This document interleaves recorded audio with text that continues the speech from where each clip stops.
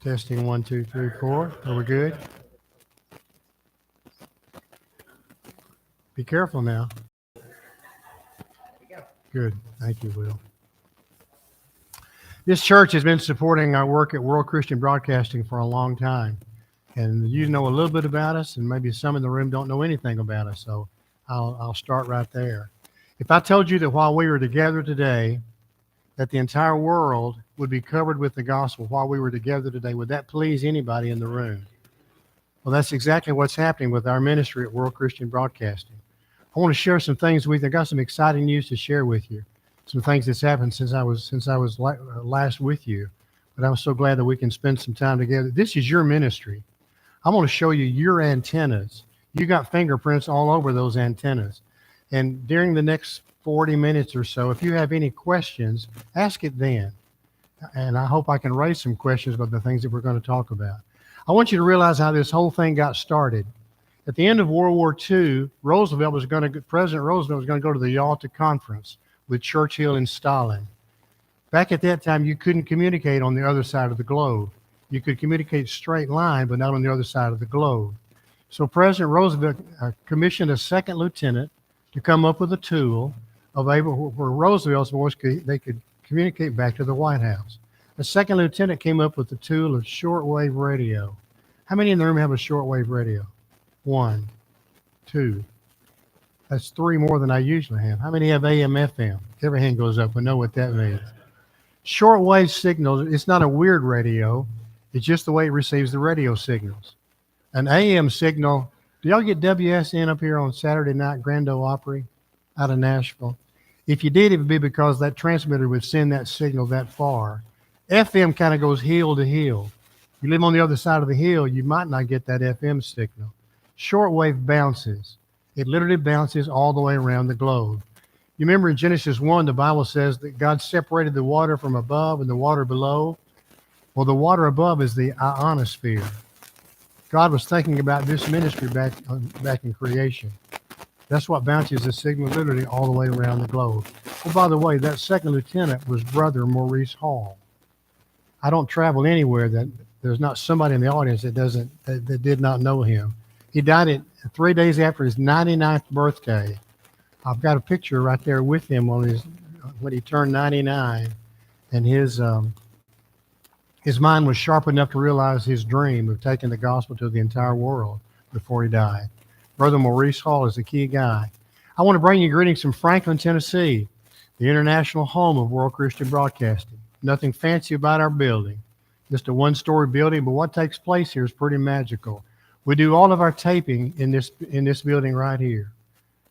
And we've got 4 studios right in the center of our building. The room right there that you're looking at there is where people, of course, do the voicing.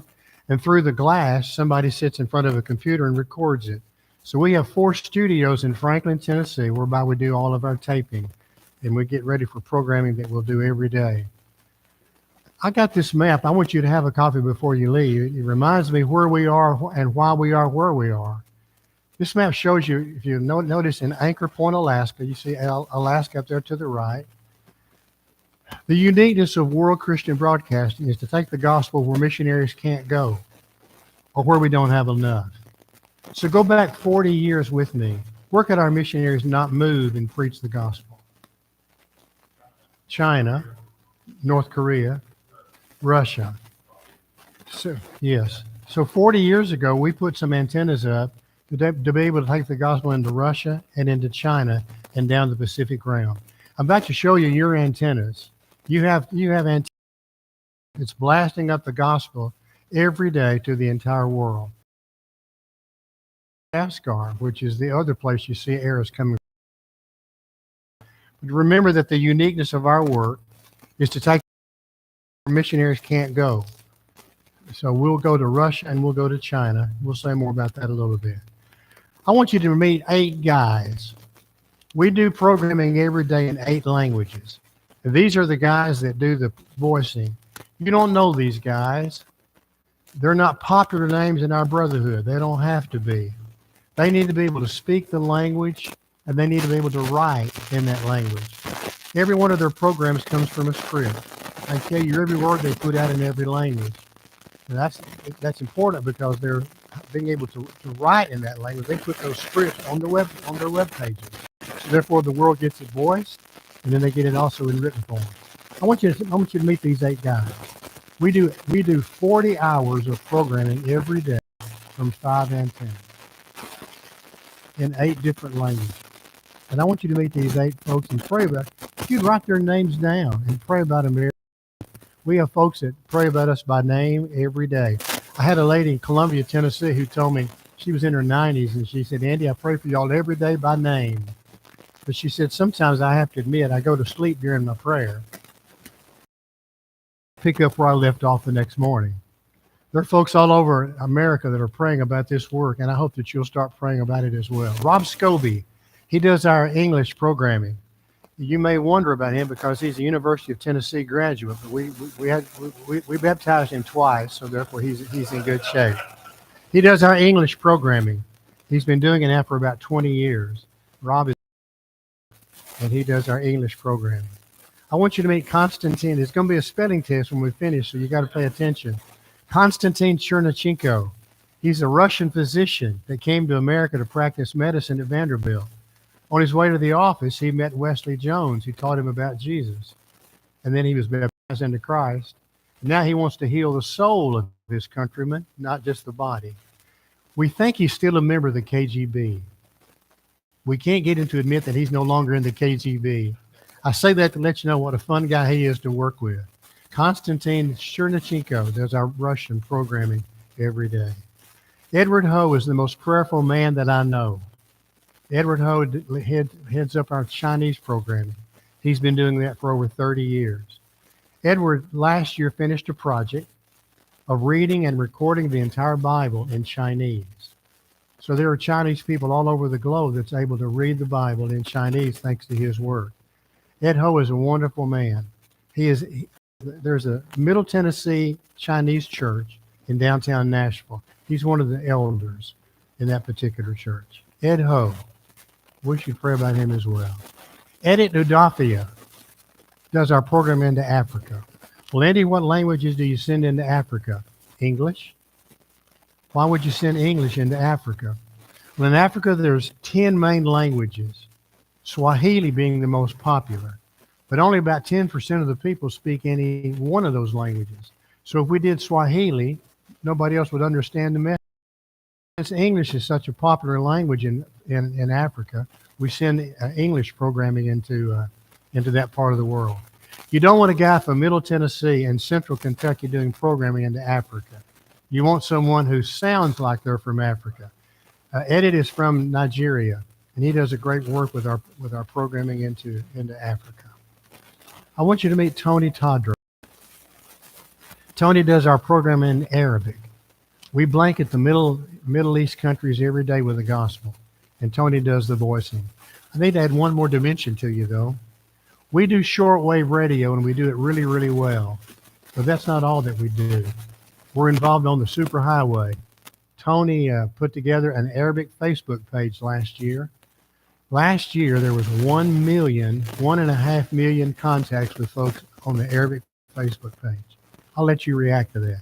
1.5 million contacts he made through the Arabic Facebook page. He's doing a great, great job.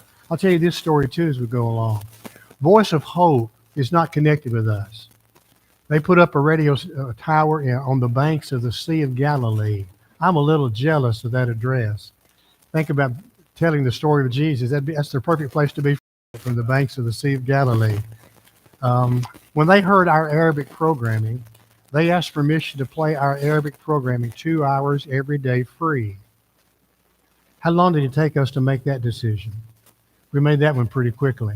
So on the news, when you hear the countries in the Middle East, that's where that footprint is. We're able to cover those areas as well.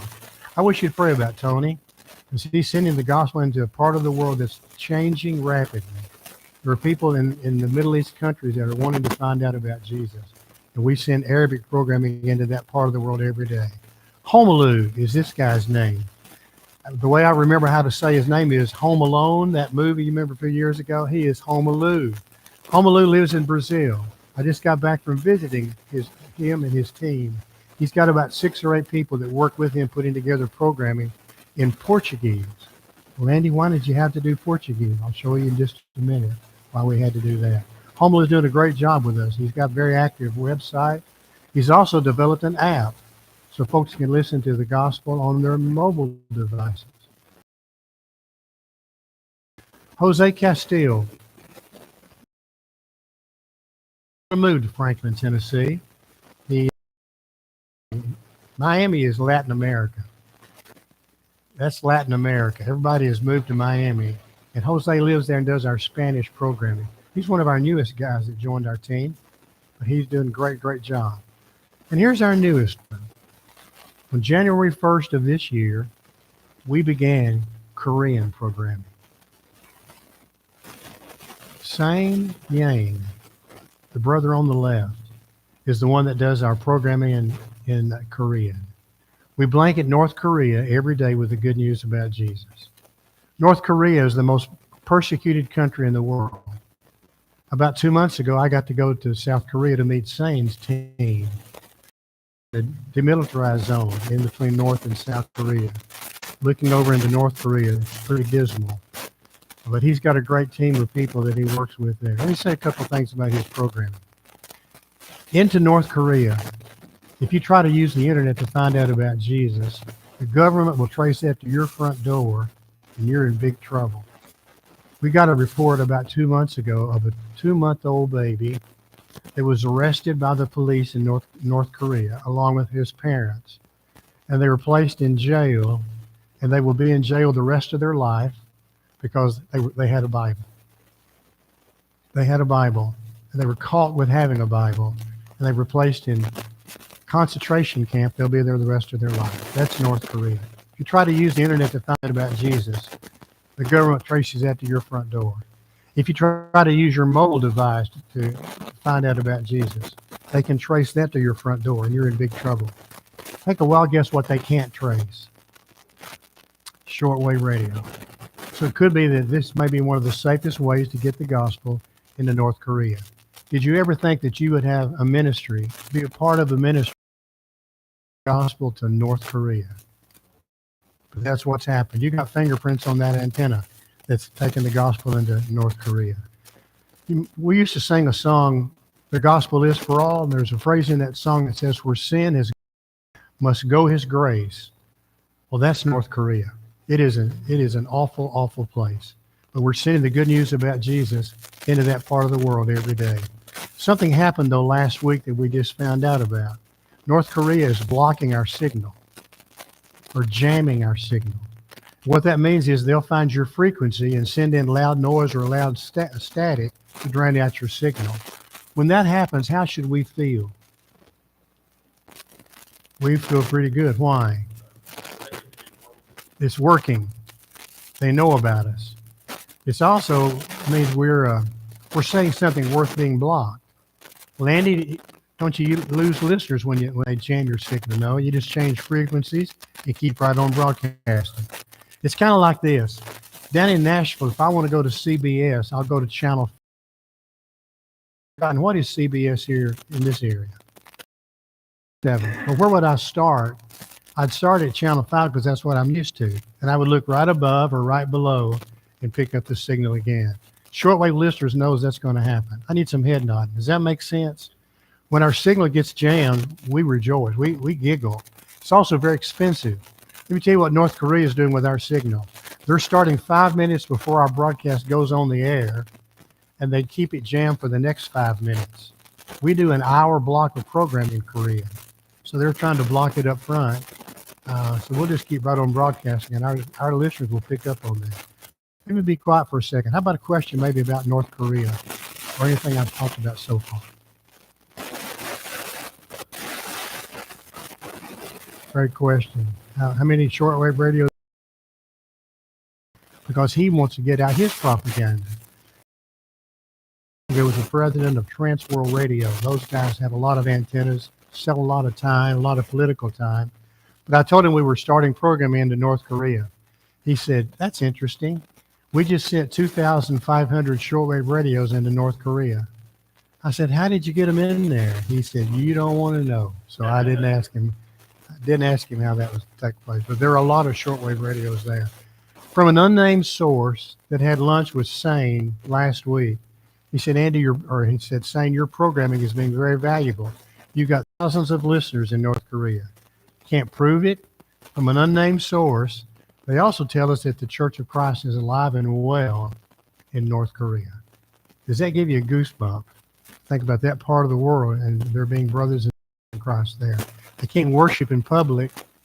They can't sing loud. They can't be caught with a Bible. Pretty bad place to live. But we're sending the gospel into. Bill Ramsey on the right, he lives out in Murfreesboro, Tennessee. He's been doing a Bible correspondence course in Korean for the last 40 years or so. So he's helped us as we've gotten started with Korean.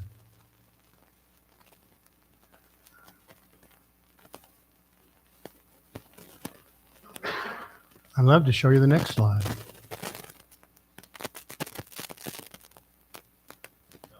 No. Maybe I turned it off. Did I turn it off? Thank you. So we do programming every day in 8 different languages. They do an hour block of time in 8 languages. They do an hour block of programming, and we play it several times throughout the day on shortwave radios. In that hour block of time, not all of it, we don't do any 30-minute sermons or hour-long sermons. Anybody in this room listen to hour-long sermons? You do. We got one. I don't. Most of us don't. We feel like maybe the attention span of the world is a lot like us here in America. So our programs are 3 to 8 minutes in length. Of that hour block of time, are you going to have to go with me? Now, how did that picture get there? Wait a second. That's not a part of my presentation, although it's a cute one. I don't know what countries stir your heart, but these are places we've heard from. I don't know what country stirs your heart, but these are countries we've heard from in our programming every day. Your antennas that I'm about to show you. Yeah, thank you. Again, I don't know what country stirs your heart, but these are countries we have listeners. In fact, we have listeners in every known country in the world. That's happened from Alaska and now from Madagascar. Let me buzz by these because of time and go back to my map. You remember I told you the uniqueness of our work is to take the gospel where missionaries can't go. So that's why 40 years ago, in fact, I was in Alaska last Sunday celebrating with the team there for 40 years of broadcasting from Alaska. 40 years celebrated last Sunday. From Anchor Point, Alaska. Why in the world would you go to a frigid, cold place like Alaska? Because our goal was to send a good, strong signal, if you look at the map, into Russia and into China. And we cover those countries every day from the antennas in Alaska. Let me welcome you to station KNLS in Anchor Point, Alaska. Why K? West of the Mississippi. We're still west of the Mississippi. We're still in America by a little bit. In a mile from this sign, there's another sign that says you're on the furthest west paved highway of North America. That's how far west we are. You can't use your company name when you broadcast internationally. So we are known in China as the New Life Station, KNLS. This is our station in our building in Anchor Point, Alaska. These are your antennas. The tower is holding up 2 curtain antennas. The tower is not the antenna. The towers are holding up the in between those towers. You see the 2 towers on the right are painted. You see that new tower that we put up about 2005 is not painted. We light it at night. You either got to paint it or light it. I got a phone call from one of our neighbors a few weeks ago, and he said, your lights are keeping me awake at night. I said, we can fix that with a $10,000 contribution. That's how much it takes to paint a tower. He said, I think I'll just go to Walmart and buy thicker blinds. That was his solution to his problem. These are your 2 antennas. But the one on the right with the towers that are painted, we put that up 40 years ago, 1983. And then the one on the right, we put it up about 2005. What you're looking at is, if you laid it down on the ground, the antennas would cover 6 acres of ground. If you laid it down on the ground, it would cover 6 acres of ground. Standing up, it sends out 40,000 watts of power. You can stand in front of those antennas when they're on and hold a fluorescent bulb in your hand, and that bulb will glow. We're not sure what it does to your heart, but it'll make a light bulb glow. That's from those 2 antennas in Alaska. These are your antennas. How about questions you might want to ask about them? I think you said it before, they're pretty resistant to storm. Mm-hmm. Yeah. Our biggest issue there is not moose, it's not black bear, not ice or snow. It's wind.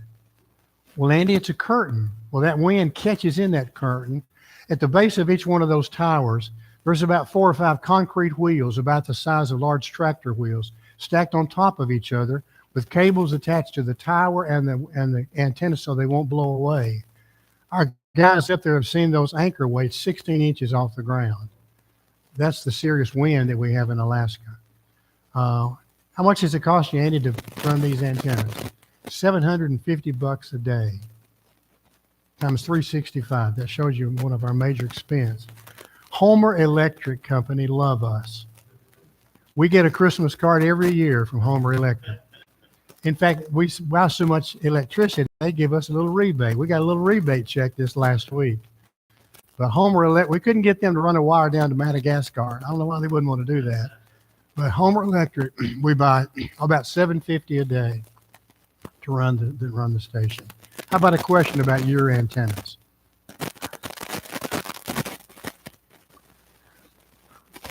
The question is about the maintenance. They really take care. On the top right corner, there's it's a major wire. It's got a kink in it. It's been there 40 years like that. They take care of themselves pretty well. Every now and then, the wind will get so strong, it might snap the wire, and the antenna will sag. Well, Andy, what do? You bring it all the way down, repair that wire, crank it back up like a flag. But the maintenance is pretty easy.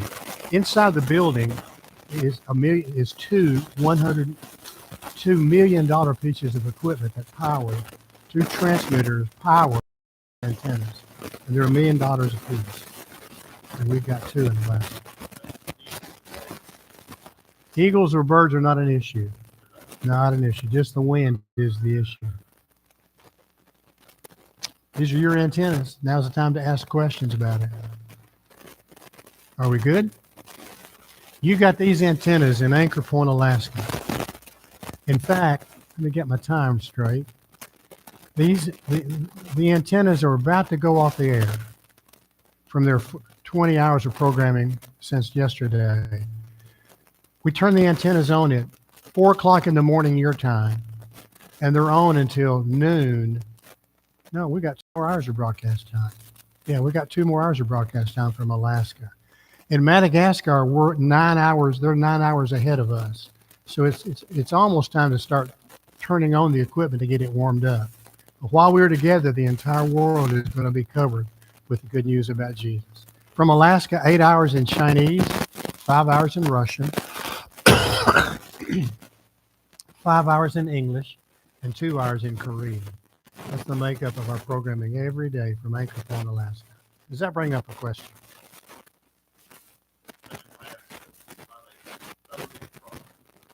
We do an hour block of program in all the languages. And of that hour block, about 45 minutes of it is religious. We use the other 15 minutes to try to earn your trust, earn your friendship. We're not a bebop radio station, but we're not opposed to playing a character popular in your country. Why would we do that? Get people listening. People will listen to it, and right after that song will be a story about Jesus. Will be an a cappella song, religious song. On Thursdays, about halfway through the program, you hear an old geezer preacher, me, do a program about prayer, and then I do a prayer every Thursday. Friends ask me what languages I know. I tell them English and Southern, and I can do both of those at the same time. So an hour block, about 45 minutes is religious. The other 15, let me say a little bit more about that 15 minutes. We do, our guys, those 8 guys you saw a minute ago, they study what's going on in the areas of the world that gets our programs. And then they'll plan programs to meet those needs. For example, into Africa, we might do a 3 to 5 minute program about malaria. Why would we do that? That's an issue there. We might do a 3 to 5 minute program about AIDS. Why would we do that? That's an issue there. Into Russia, they were raised in an atheistic society. So what type programs do they need? Existence of God, archaeology, things that would prove God's existence, inspiration of the Bible, those type things.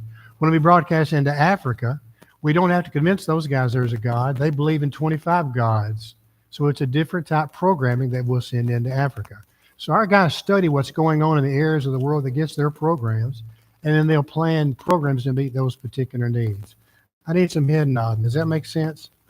You go to a doctor's office and you get a magazine, and with every page it's a different topic, a different topic, a different topic. We call that a magazine type format. That's what we use.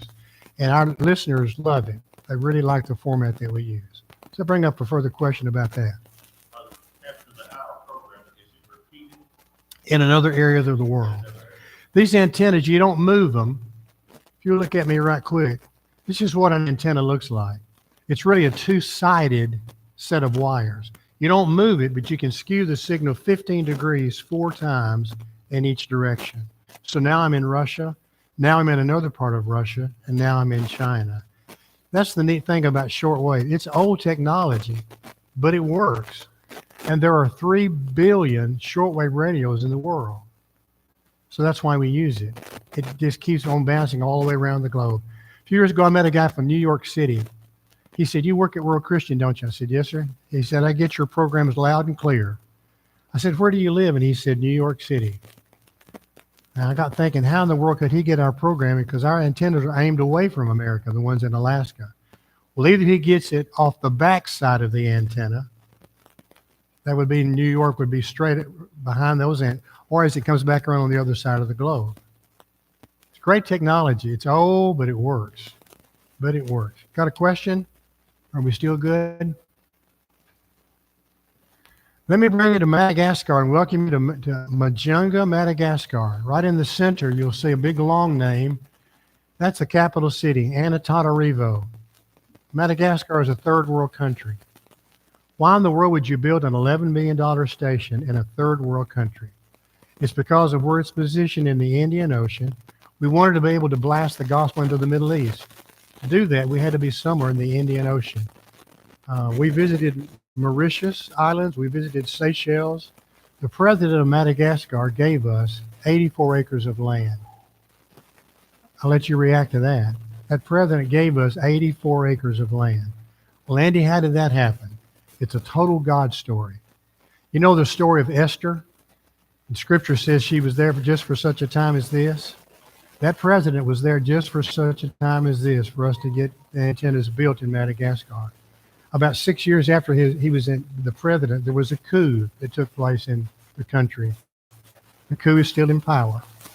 We get along fine with them. We're just up there a 12-hour drive away, just doing our thing. We're not waving our flags. We're just doing the work, paying our tax they come up with, paying a fee. Does this have a pointer? Right here is the capital city.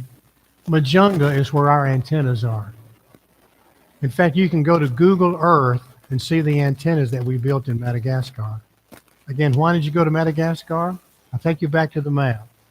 Remember I told you the uniqueness of our work is we try to take the gospel where missionaries can't go. Well, from Alaska, we hit most of Russia and most of China.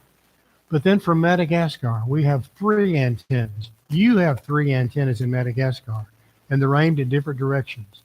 One antenna is aimed to the east. As you can tell, Australia gets programming from both places.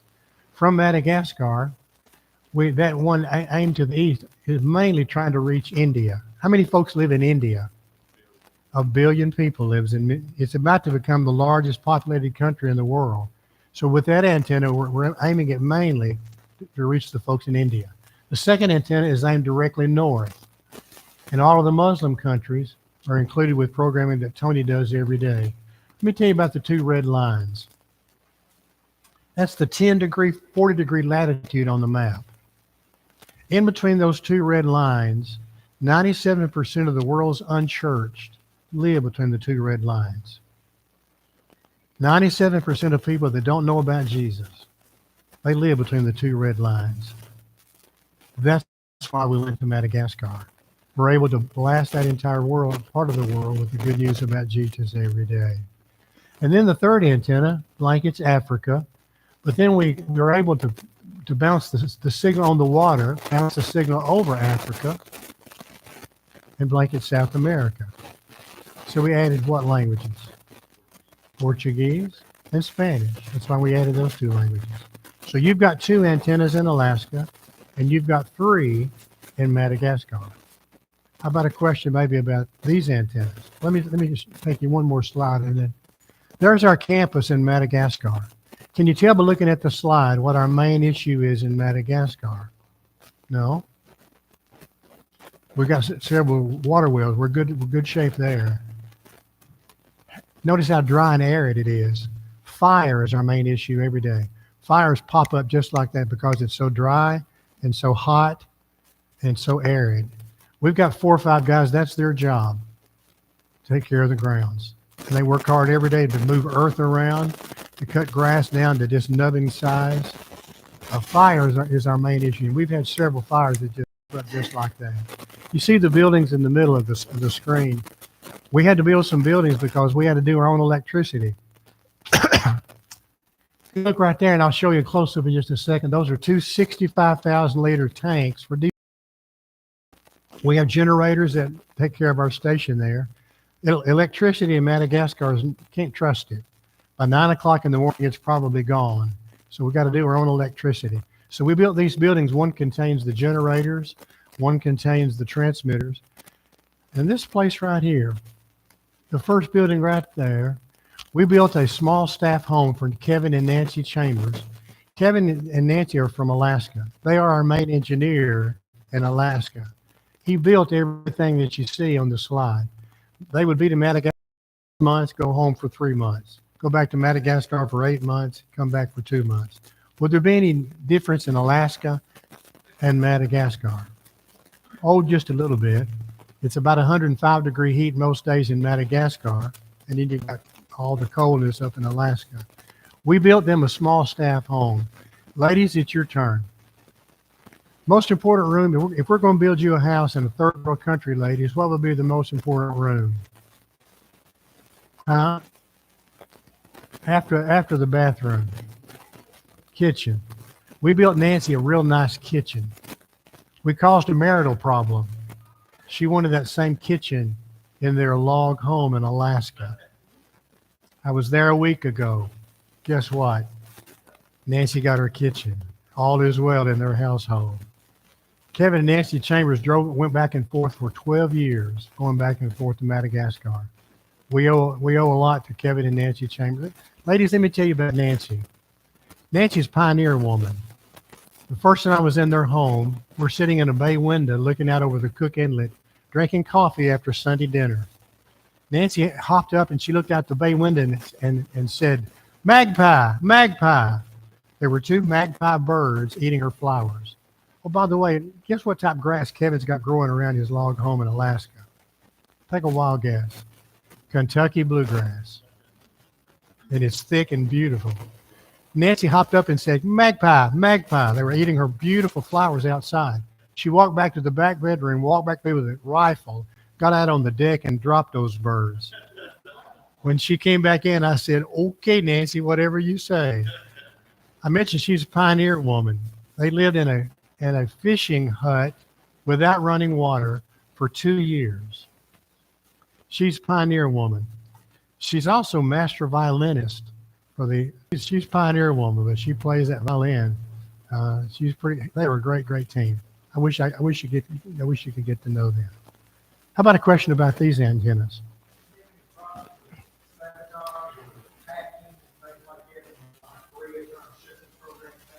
His question was, do you have any trouble with sabotage or them trying to take over your signal? Just the jamming is the only issue that we've got. Just the jamming. How about another question about your antennas in Madagascar? They're built just like the ones in Alaska. Just to make sure you see them. Right there is one tower. There's a second tower. There's a third tower. And there's a fourth tower. In Alaska, it's daily wind issues. In Madagascar, it's not daily, but they have cyclones that they've got to get. And we've had 4 hit our station. And guess what happened? Nothing. The Lord protected those antennas. But fire is the main issue that we have there in Madagascar. Further question. These are your antennas.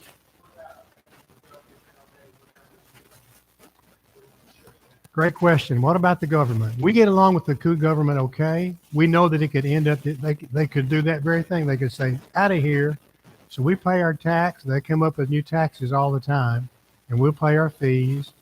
In your area, you've got a tribal chief. When we dedicated these antennas in 2016, we gave him 2 zebu. That's what they call their cows, zebu. If you've got 2 zebu, you've got one for your table, and you got one to pull your carts. So we get along great with the officials there. The Army gives us protection. We fix their trucks. They provide us security. Works pretty good. But the government we know could do that. In fact, this coming November and December is elections back in Madagascar, and the present coup president is removing from office all those folks who's not going to vote for him. So would you pray for Madagascar as we're heading into those 2 months of elections? How about another question? Are we? Great question. What about your diesel fuel? Every 3.5 weeks, I got a $25,000 bill. I can get all the diesel fuel that I want. I don't get any cut. I can't buy in bulk. I pay what they pay at the pump. It's a third world country. We're just glad to have it. And that runs our entire system there. And by the way, we buy $750 worth of diesel fuel a day. So the expenses of getting the programs out is $1,500 a day times 365. Yes. Is the cash flow really good? It is until summertime. In May, June, July, and August, we hold our breath because everybody's on vacation. Everybody's doing their thing. They're not writing checks to a nonprofit. You may feel that at church too. But God's been very gracious and kind. About 40% of our income comes in November and December. So we hold our breath during May, June, July. In fact, we're kind of holding our breath right now because we're in that particular season. I'm sorry? $3 million. $3 million. We do everything that we do with $3 million. Mm-hmm. God's been very gracious and kind. We don't have a lot of deep pockets. We pay our bills and pay payroll on time. If we can just hold our breath till October, we'll be fine. You got to have a little cushion going into the next year. And thank God we had a little cushion going into this year. So we haven't missed payroll, and we've not had any outstanding bill. Yes. How about another question or comment? These are your antennas. How much did each individual antenna cost? $1 million for the transmitter inside the building. So to put up the antenna, it's about another $500,000. So $1.5 million per antenna. If we were rebuilding, the one in Alaska would be an $8 million deal, and in Madagascar, an $11 million deal. But they're all paid for. They're all paid. I hope that makes you smile. That says something about the God of heaven blessing us in that particular way. Good questions. How about something else before we go further? Yes. Life expectancy. Well, the antennas in Alaska are 40 years old. And in Madagascar, in 2016, we turned them on. They're pretty durable. As I mentioned earlier, sometimes a major wire will snap, and we bring the antenna down and repair that and back up. They're pretty reliable. So ask me that in another 40 years, and we'll see if it lasts 80. But they've lasted 40 so far in Alaska. Yes?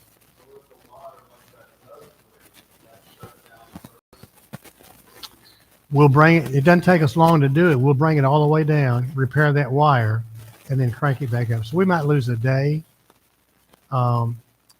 We've got, remember, 2 antennas in Alaska, and when we have one of them down, we'll shift some of the programs from that antenna to the other antenna. So we'll get those programs out. Have to be a little thinking how best to do it. We can move some programs over to the other antenna. But it doesn't take long to repair those wires. North Koreans are known to tell them that. In fact, they plant folks in South Korea. Yeah, yeah.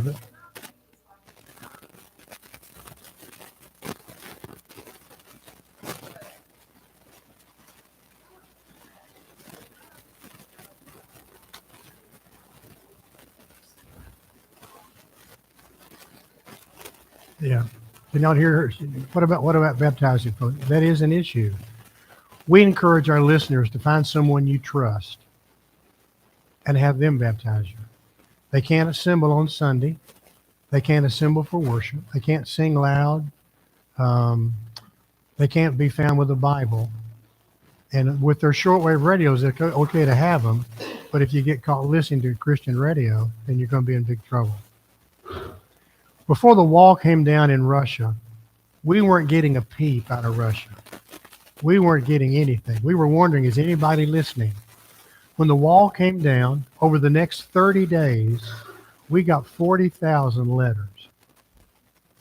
Over the first 30 days after the wall came down, we got 40,000 letters. They all said the same thing. We've been listening to you for years. We've been afraid to write to you because it's against the law to listen to Christian radio. So it's another part of the world. You and I are blessed with the freedoms that we enjoy to assemble, to have a Bible in public, to be recognized. But in North Korea, you're exactly right. They plant folks in South Korea to discover them. They surely do. Great questions. How about another question? Yeah.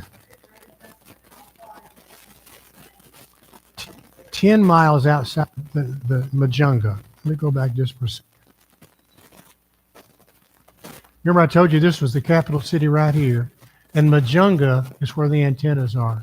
We're 10 miles inland off the Indian Ocean. We transport all of our workers from the city out to our site, take them home in the afternoon. They don't have ways to get back and forth to work, so we'll transport all of our guys out there back and forth. So we're 10 miles in. You can go to Google Earth and see these antennas. And if you want the numbers, I can give you the numbers before you leave today. So we're able to send the gospel all over that part of the world.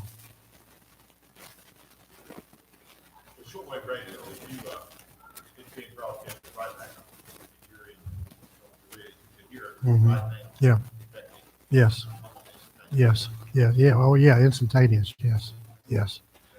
Anything else before we leave it? It's a great question. Does somebody stay there the whole time? We have 5 families that take care of our Alaska station.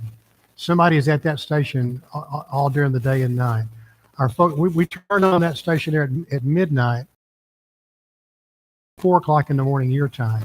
And so we have 5 families that live in Alaska to take care of our station. In Madagascar, we've got about 20 or 25 men and 1 lady that takes care of our station there. Landy, why so many? Remember I told you 4 or 5 of those folks, their job is the grass, is moving earth around.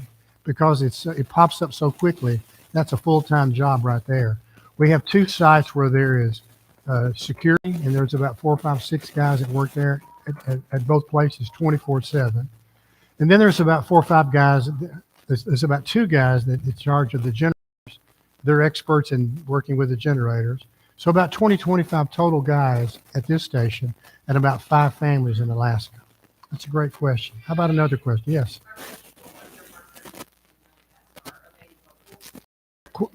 Are the Madagascar workers local? And they are local. All the folks that work for us are from there. We have a lady that works with us there. We stole her from the bank. And the bank was in a visit that I made a couple of years ago. They were tickled that we hired her because we could pay her more than the bank could. But they're all natives.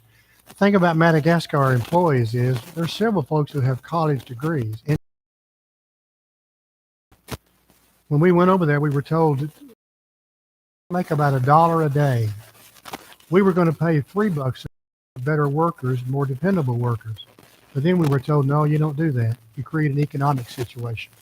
So we pay our guys a little bit more than $1 a day, but they are all native workers from Madagascar.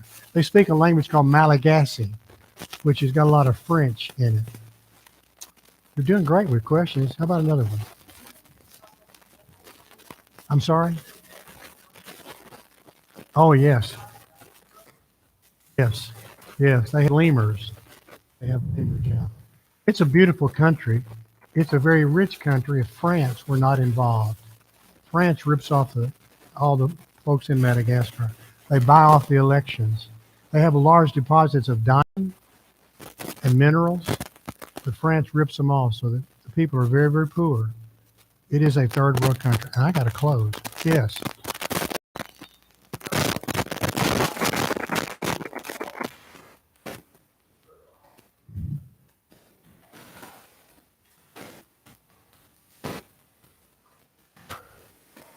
In many places in the world, yes. In the Middle East, they won't allow them to have Bibles. So in China district, remember I told you that Edward recorded the reading of the entire Bible in Chinese. So with the Chinese folks, they can listen to it wherever they live. So yes, in most places, but there's some places they can't have Bibles. Yeah. We got to go on. I think we do, don't we? Let me close like this. There's the number of hours of the different languages from Madagascar. So we got to close. There's your closer look of Madagascar. There's our buildings. The transmitter building built a tool shed and a bathhouse. There's the 65,000 liter tanks for the diesel fuel. Those wires take the programs out to that box, and then that box sends it to the right antenna. This may be a little bit bigger than you thought this ministry was. We are highly respected all over the world in the industry world. They know who World Christian Broadcasting is. And as I said earlier, we do shortwave, and we really do it well. That's not all that we do. There's the antennas. I remember I told you a moment ago, this is really what an antenna looks like, a two-sided deal. I took that picture of standing underneath those antennas. That kind of gives you an idea of what that looks like. We got a website for each one of the languages. We got to close. We got to close. So we stream our programs 24/7. And we got to close. You may want to write down this address. You can go to this on your internet and hear all 8 hours of programming every day. So people all over the world have this access on their computer. worldchristian.airtime.pro, and you can listen to all of the programs. worldchristian.airtime.pro. Let's close like this. There's our challenge, and yet there's our opportunity. And you see Madagascar, that's antenna 1.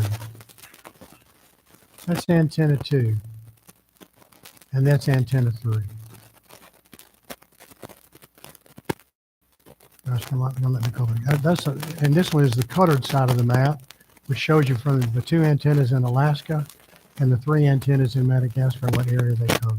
You're helping us cover the entire world every day with the good news about Jesus. Does that tickle anybody in the room? I hope that you really feel a part. Hope you really feel a part. These are your antennas, taking the gospel to the entire world every day. Closing question. Are we good? Okay, there's going to be a test. We'll see how well we listened, and your questions were great today. Thank you so much. Let's close with a prayer and spend a few minutes being together. Thank you, Lord, for the opportunity to take the good news about Jesus to the world. Help us realize what the world really needs is just a good dose of Jesus with his values and principles. Father, heal our land. Bless our signals today, especially into North Korea. And I pray that our signal will be clear and strong, and that today a little boy, a little girl will find out about Jesus for the first time. We just thank you for the opportunity to share this ministry together. And we just ask your blessings upon it. Bless our worship to you this morning. And we're thankful that we have this time together. In Jesus' name we pray. Amen.